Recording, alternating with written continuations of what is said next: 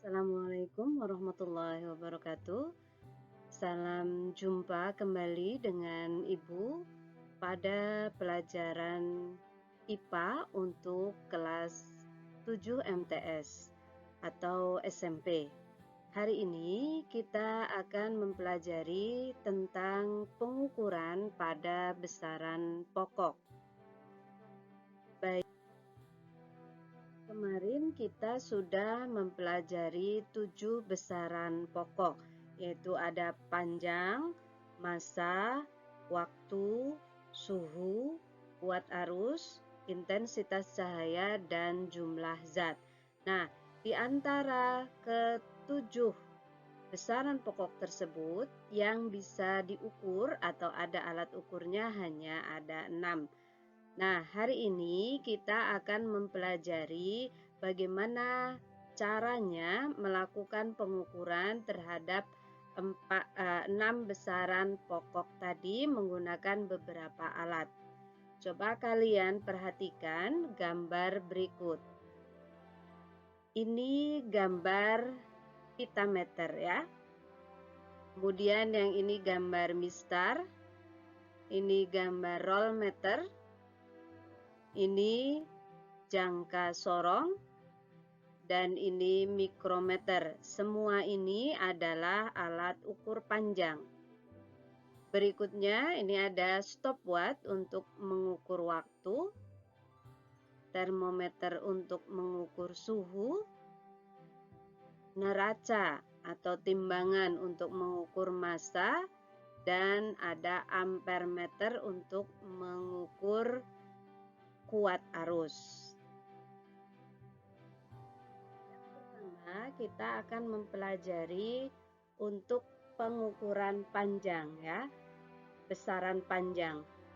Alat ukur untuk besaran panjang antara lain ada pitameter, kemudian mistar atau penggaris, rolmeter, jangka sorong, dan juga mikrometer.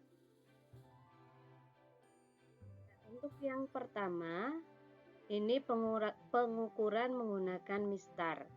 Untuk pengukuran menggunakan mistar, ini adalah hal yang sudah biasa kalian lakukan ya, sehingga di sini Ibu hanya akan mengulas kembali atau mereview saja ya, mengingatkan pada kalian. Kalau umpamanya ada kasus seperti ini ya, yang pertama balok kayu warna biru ini panjangnya berapa, kemudian yang kedua pensil ini panjangnya berapa. Nah, kalau yang balok kayu ini karena dia tepat berada di titik 0, maka berarti panjangnya langsung bisa kita cari ya. Panjangnya adalah 2,5 cm. Nah, kalau yang kedua ini pensilnya tidak berada di titik 0, tapi titik pangkalnya ada di angka 2, titik ujungnya ada di angka 5. Maka berarti panjangnya adalah 5 dikurang 2. Jadi hasilnya adalah 3 cm. Ini untuk pengukuran menggunakan mistar atau penggaris yang sudah biasa kalian lakukan. Nah, sekarang alat yang kedua untuk pengukuran panjang ada yang disebut jangka sorong atau sering juga disebut sebagai Carvier caliper. Ini merupakan alat ukur yang dapat digunakan untuk mengukur panjang, diameter luar, diameter dalam, serta kedalaman lubang pada benda yang tidak terlalu panjang. Kenapa tidak terlalu panjang? Karena biasanya panjang dari vernier kapiler atau jangka sorong ini hanya sekitar 12 cm. Ya. Nah, jangka sorong terdiri atas dua bagian, yaitu bagian rahang tetap yang berskala milimeter ya, dan disebut sebagai skala utama, serta bagian yang kedua disebut sebagai skala nonius. Ini adalah bagian mistar yang bisa digeser. Coba kita lihat gambarnya berikut. Ya, Ya, ini cara penggunaannya ya, cara penggunaannya. Jadi kalau kita punya sebuah jangka sorong seperti ini, maka cara pertama yang kita lakukan sebelum kita menggunakannya adalah kita harus memutar penguncinya berlawanan arah jarum jam untuk membukanya. Nah, kalau sudah dibuka maka kita bisa menggeser rahang yang bisa digeser ini ya. Jadi rahang yang tidak statis ya, ini bisa digeser. Nah, kemudian benda yang mau kita ukur diameter luarnya, umpamanya ini ngukur diameter luar berarti ya, kita taruh di sini. Kemudian kita dorong kembali ya, dorong kembali. Kemudian kita putar ulang penguncinya sehingga bendanya ini tidak bergeser. Baru kemudian kita baca. Nah, bagaimana cara membacanya? Sekarang kita lihat pada slide berikut. Ya, jadi umpama saja ini hasilnya. Kemudian diperbesar menjadi seperti ini. Ya, diperbesar menjadi seperti ini. Maka bagaimana kita membacanya? Nah, contohnya umpamanya seperti ini. Di sini ujung 0 ya, angka 0 ini di skala Noniusnya berada di antara 4,1 dengan 4,2. Maka yang kita baca adalah 4,1. Ya, ini pada skala utama 4,1. Kemudian skala Noniusnya menunjuk angka berapa? Kalau di contoh ini menunjuk angka 5. Kok bisa? Angka 5, kita ambil dari mana? Kita melihat dari angka 1, 2, 3, 4, ini sampai 5. Mana yang paling lurus dengan garis yang ada di atasnya? Kalau kita perhatikan di sini umpamanya 0 kan tidak lurus. 1 juga tidak lurus. Nah, yang paling lurus adalah angka 5. Maka hasil pengukurannya adalah 4,15. Jadi skala Noniusnya ditaruh di belakangnya dalam satuan sentimeter. Kalau kita ubah ke dalam milimeter bagaimana nanti ya? Nah, sekarang kita lihat kasus yang kedua ini. Di sini angka 0 berada pada antara 5,3 ya, 5,3. 5,3. Kemudian skala Noniusnya mana yang paling lurus? Nah, di sini angka 4 ya. 5,3 tambah 4 sehingga hasilnya adalah 5,34 cm atau kalau kita ubah dalam milimeter menjadi 53,4 mm. Nah, yang tadi ini kalau kita ubah dalam milimeter menjadi 41,5 mm. Nah, selanjutnya yang ketiga, ini contoh ketiga gimana nih hasilnya? Ini skala utamanya 0 ini ya. Tunjukkan 0 ini berada di antara 2 dengan 1. Jadi bukan 21 ya, tapi 2,0. 2,0. Kemudian skala Noniusnya kita lihat. Skala Noniusnya di sini yang paling lurus adalah di angka berapa? Paling lurus dia berada di angka 5, katakanlah ini ya. Nah, yang ini 5 nih. Maka berarti hasilnya 2,05 cm atau kalau kita ubah dalam satuan milimeter menjadi 20,5 mm. Lanjutnya alat yang ketiga, mikrometer. Mikrometer ini merupakan alat ukur panjang yang sangat teliti karena memiliki ketelitian 0,01 mm.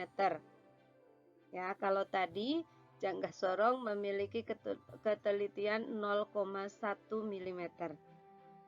Nah, alat ini biasanya digunakan untuk mengukur panjang diameter luar, dan ketebalan suatu benda.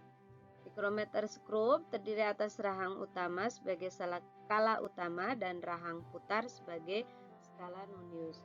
Gambarannya seperti ini. Bagian-bagiannya ya. Jadi di sini ada poros tetap, kemudian ini poros yang bisa bergeser. Jadi dia bisa maju ke sini atau mundur. Kemudian di sini ada pengunci. Ini ada skala utama, skala nonius, dan pemutar.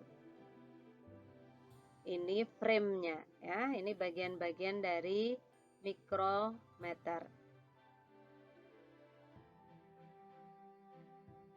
Lalu bagaimana cara penggunaannya? Kalau kita mau menggunakannya, maka pertama kita buka rahang dengan cara membuka kuncinya terlebih dahulu ya, kemudian baru memutar ya, memutar porosnya sehingga nanti rahangnya akan terbuka seperti ini. Kemudian kita taruh benda yang mau kita cek atau kita ukur ketebalannya atau diameternya. Nah, kita taruh di sana, kemudian kita putar ulang ke arah kebalikannya untuk mengencangkan. Setelah itu kita tutup kuncinya. Ya, benda yang sudah kita tetapkan di sini nantinya tidak akan bergeser lagi. Oke. Kemudian setelah itu baru bisa kita baca. Contohnya umpama ada dua seperti ini.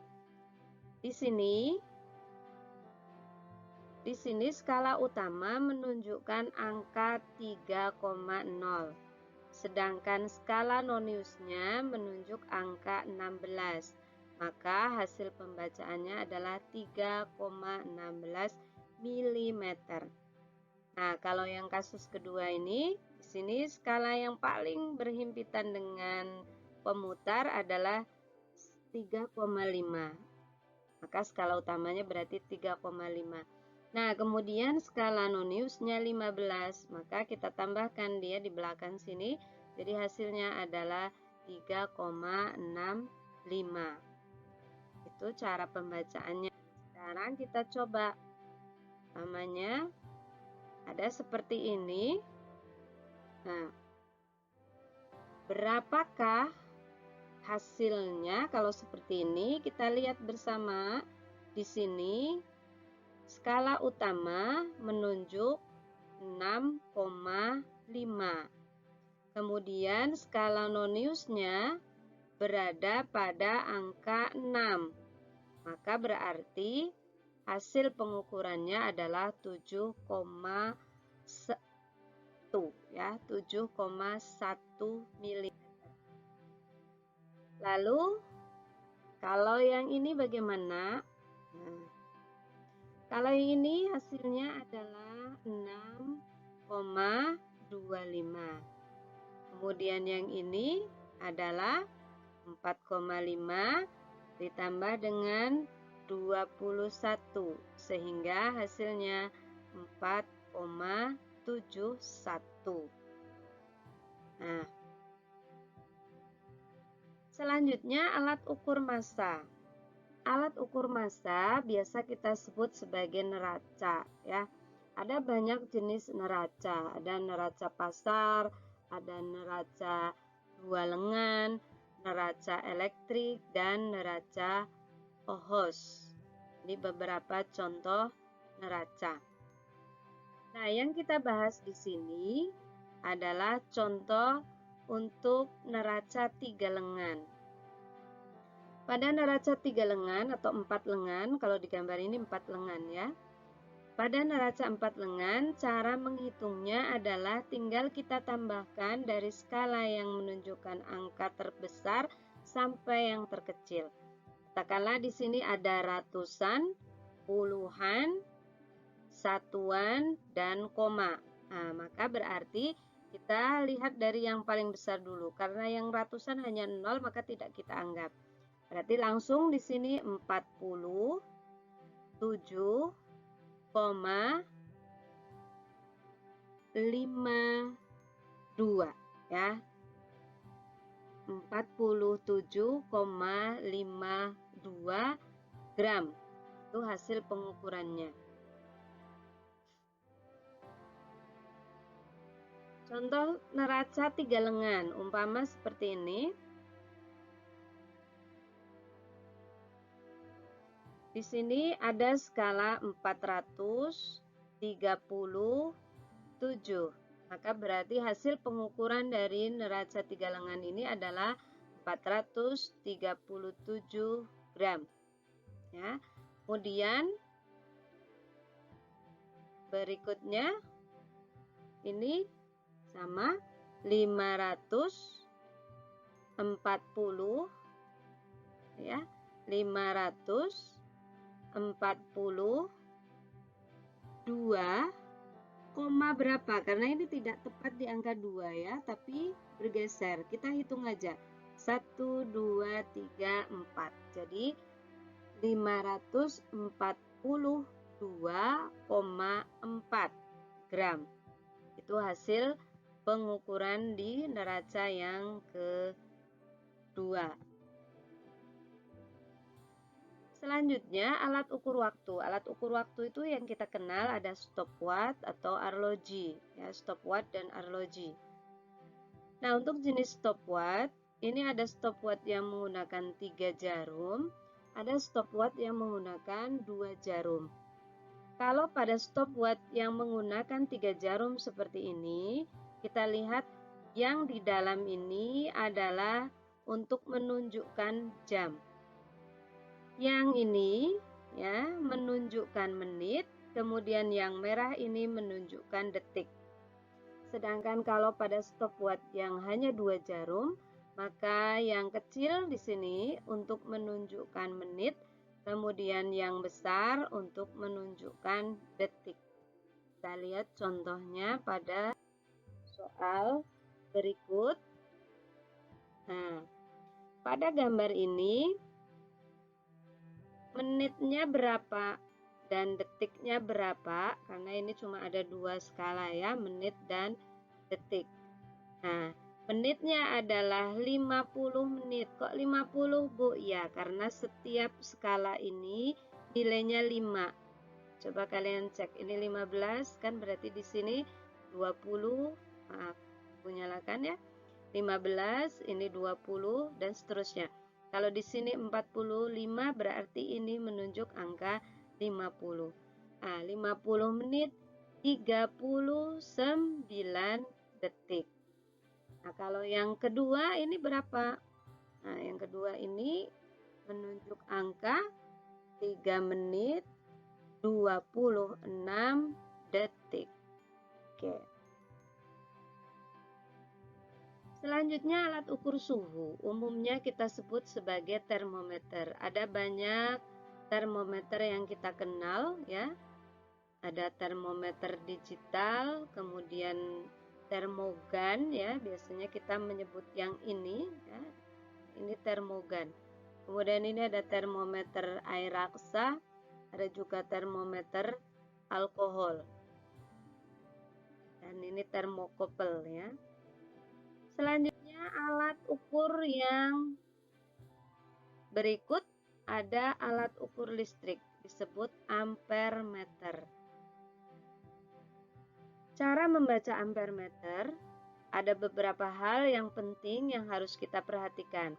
Pertama, kita harus tahu berapa skala maksimum pada ampermeter yang kita gunakan, kemudian berapa nilai skala yang ditunjuk, dan berapa batas ukur. Yang mana ya? Nah, kita lihat di gambar ini. Jarum ini ya menunjukkan skala yang ditunjuk. Jadi kalau nanti dia bergerak di angka berapa? Umpamanya angka 2, berarti skala yang ditunjuk adalah 2. Kemudian batas ukur. Batas ukurnya berapa? Di sini 3 ampere. Artinya adalah ampermeter ini hanya bisa digunakan pada arus dengan kekuatan di bawah 3 sampai sama dengan 3 ampere. Tidak boleh lebih dari 3 ampere. Kemudian skala maksimumnya di sini. Ya. Itu yang harus kita ketahui pada ampermeter. Kemudian bagaimana Bagaimana cara membaca ampermeternya? Contohnya umpamanya ada seperti ini ya. Ini ada sebuah ampermeter yang dipasang pada batas 5 ampere, tapi skala yang ditunjuk batasnya adalah sampai 100 ya. Nah, kita lihat di sini skala yang ditunjuknya adalah 60. Oke. Kemudian batasnya 5. Kita lihat skala yang ditunjuk ya, batasnya 5, kemudian skala maksimumnya di sini 100. Maka berarti kuat arus yang terukur adalah skala yang ditunjuk 60 ya. Skala yang ditunjuk ini, skala yang ditunjuk 60 dibagi skala maksimum. Skala maksimumnya 100 dikali 5. Hasilnya adalah 3 ampere. Terakhir, alat ukur intensitas cahaya. Intensitas cahaya dapat diukur dengan alat yang disebut voltmeter. Rata-rata voltmeter ini berbentuk digital ya, jadi cara penggunaannya cukup bagian yang seperti ini kita taruh di bawah cahaya atau sinar yang mau kita ukur intensitasnya, kemudian akan terbaca berapa kuat atau bukan kuat ya, intensitas cahaya yang ada atau yang dihasilkan oleh lampu umpamanya. Itu penjelasan Ibu untuk pengukuran pada besaran pokok. Terima kasih untuk perhatiannya. Semoga bermanfaat. Wassalamualaikum warahmatullahi wabarakatuh.